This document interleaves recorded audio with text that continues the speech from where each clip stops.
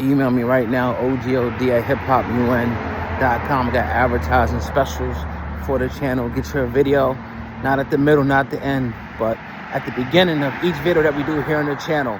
Email me right now, ogod@hiphopun.com. No business too big or small. Let's drive some sales right now. ogod@hiphopun.com. The link is in the description box at the top line. Let's do business today. Got great specials right now for daily, weekly, or a monthly slot. Hit me.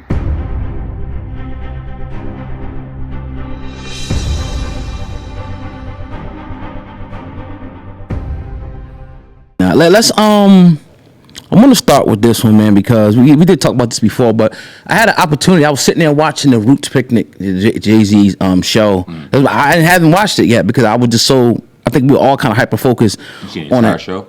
Well, yeah, like most of it. Okay, it was like it was probably like a 20-minute clip of the Young Guns, Petey, and all of them. But we were so hyper focused on the freestyle that I never got the chance to actually sit back and watch. And I'm sitting back and I'm like, damn, look at all these people on stage with Jay. Memphis Bleak, Freeway, the Gunners, even Petey Crack. Now, if you look on stage, two of those people had issues with Jay-Z at a point in time. Yep. But they got aired their grievances out because Petey went at Jay and so did Beans. Yep. And Jay-Z was able to mend fences. And I'm sitting up here like, oh, this is like, Jay-Z didn't have to do this. He could have just did every song they're not on, or did the song they was on, cut their verse out. I do the short version. Yeah, hell yeah. But he showed mad love to Philly, bro. And as he should. Like, I think it would have been disrespectful if he didn't. But if he didn't bring them on stage. But it just goes to show you, like, I don't want the haters out there to distract you from the great moment of hip-hop. It was nostalgic. Going back and listening to them doing Rock the Mic and going back and listening to them doing all the songs they did when we were, younger. I'm like, yo, at the end of the day, we got a lot of hateful things to say about Jay-Z. However, he gave a handful of brothers from Philly an opportunity of a lifetime, right? And of course, it's their talent, put them in his, peripheral at the end of the day, but let's not take that away. You got people that's going to say, well, oh, is he going to put them in a Yankee Stadium? Like, well, you're always trying to minimize what somebody did or what they're doing. Why can't we just be grateful? That's just the thoughts that I had watching it. I'm like, damn, like, yo, the show was dope. Them brothers on stage, he shared his spotlight. Him being this guy that's supposed to be, out of the stratosphere, and he's untouchable and all that. He's still able to maintain and keep these relationships, even people that dissed him at a point in time. So I just wanted to put that out there and reiterate the thoughts that I had, man. Lil Duval said something this morning.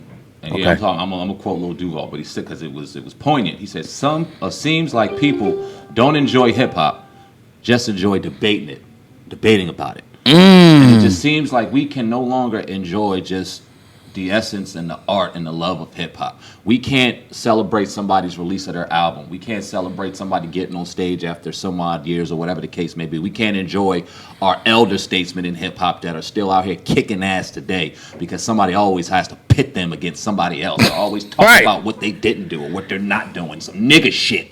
And it's like, damn, you were taken away from some magical moments in this game in this year. You know what I mean? When we complain about what's being distributed in hip hop and what's being sold and how it's being an image and how it's portrayed. When you have some great things going on and we have to debate those two, it gets nauseating, it gets tiring, and it puts us in a bad spot.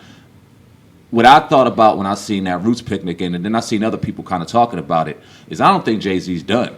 I think that he's gonna go do this shit at Yankee Stadium. I think he's in do this wherever else he goes, but I think that the same way we seen Philly get shown and get brought out in Philadelphia at that Roots Picnic, I think the same thing's going to apply in New York, which also, I have to bring it up, if other people in his circle, or that once was in his circle, didn't go on these rants and these damn campaigns trying to destroy his name, how many more magical moments we could have possibly seen in a Yankee Stadium with New York behind him, with some of the legendary New York people that helped pave the way and create and make Jay-Z who he is, and one of the greatest hip hop artists that we've ever seen. Because as much as we like to complain, and much as we like to kind of go at some of the people that are no longer in his circle, Dame Dash had a huge part in the success of Jay-Z during those times, and he deserves to be up there. But because of his own doing, and I hate to bring him up because we talk about him a lot, but because of his own doing, unfortunately,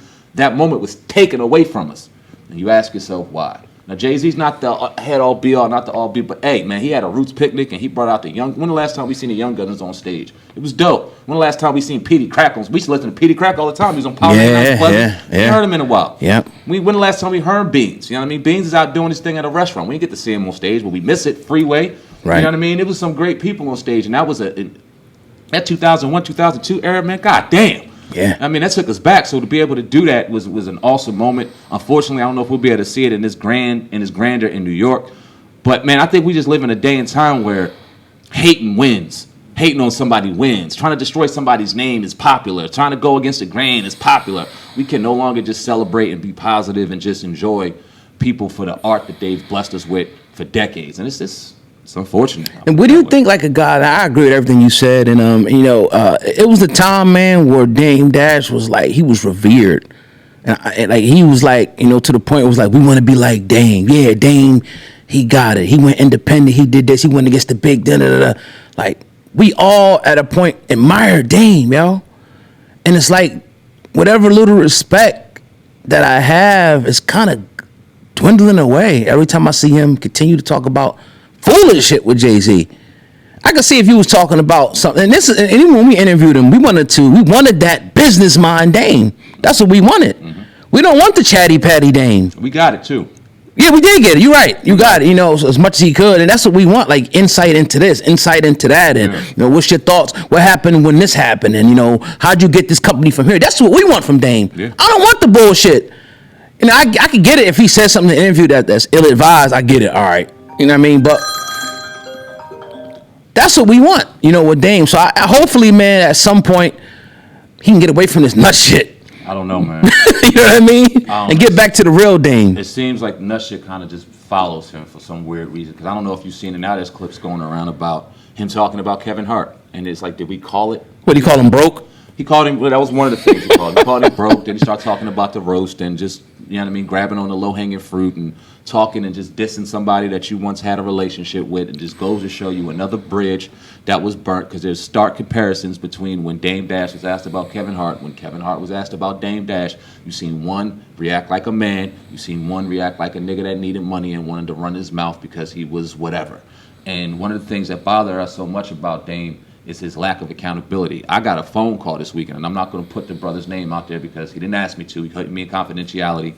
Somebody that y'all know, somebody that was around Dame for a very long time. He called himself a brother of Dame Dash at one point. They were like this. People can put two and two together, but go ahead. Yeah, whatever. right. Invested in Dame. Yeah. Dame burned him. I ain't even going to put the amount out there, but Dame burned him, and there's a track list to that. You know what I mean? And I'm not just going to sit back and point the finger and say he's a thief or anything, but what I'm here to say is his brother burns bridges and doesn't hold himself accountable about it. You can't tell me that you can't tell me that we've all wanted to be like Dame Dash, and now he's sitting in a position where nobody wants to help him. Nobody wants to be there for him. No one wants to give him a break, even throughout his hardships. If he kept good relationships, you can't tell me there wouldn't be a line out the fucking door. A line long as fucking 125th Street trying to help Dame Dash out in his situation. Because he burnt these bridges and because he did relationships bad, now he's in an empty house, sitting there running around with rats behind him talking about this person he used to be with, and that person he used to be with. And they're all bad, but he's not. You know what? You said something key, man. And this is going to be my last statement on this one. And I told a friend of mine that we had a little disagreement. I said, look, relationships matter, man. They matter, not just in business, in life. Like you said, all the people that are millionaires, billionaires around you, God forbid you got into a hard time, you don't think they would hesitate to be like, yo, I got you, my nigga. Mm-hmm.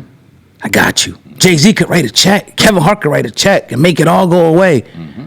You know what I mean? And it's just like, you want to cultivate and nourish those relationships of the people around you. You never know when you're going to need somebody. It could be for the most minute, thing. You flat. When you went flat in your car, you ain't got no money. Bro, I'm gonna get you a tire. I got you. Like just little things like that, or the biggest thing, bro. I'm about to get put out of my house. I'm about to get put out of my apartment. I'm $2,800 down. Man, I got you, bro. Mm-hmm. Just give it back to me when you can. Don't even sweat it. You probably don't even want it back. Probably don't even want it back. But there's little things like that, So again, relationships matter along the way, bro. Period. Yeah.